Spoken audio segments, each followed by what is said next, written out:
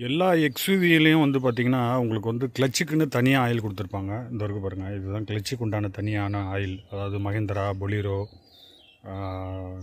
எல்லா மாடலில் உள்ள எக்ஸ்யூவிக்கும் வந்து ஹைட்ராலிக் கிளச் கொடுத்துருப்பாங்க. இந்த ஹைட்ராலிக் கிளச்சில் உள்ள மாஸ்டர் சிலிண்டர்னு சொல்லுவாங்க, ஸ்லீவ் சிலிண்டர்னு சொல்லுவாங்க. அந்த ஸ்லீவ் சிலிண்டர் ஆயில் லீக் ஆகி வண்டி வந்து நடு ரோட்டில் பிரேக் டவுன் ஆகிடுச்சு. நைட்டு 9 மணிக்கு நமக்கு கால் பண்ணாங்க. உடனே டோயிங் அரேஞ்ச் பண்ணி அந்த ப்ராப்ளத்தை ரெக்டிஃபை பண்ணி திருச்சி டோல்கேட் வரைக்கும் அவருக்கு ஓட்டி காட்டி திருப்பி வந்து வாட்டர் வாஷ் முடித்து வண்டியை வந்து மாயவரம் நம்ம ஹோம் டெலிவரி பண்ணுறோம். ஸோ கஸ்டமரை நான் இது வரைக்கும் பார்த்ததில்ல, என்னையும் அவர் பார்த்ததில்ல.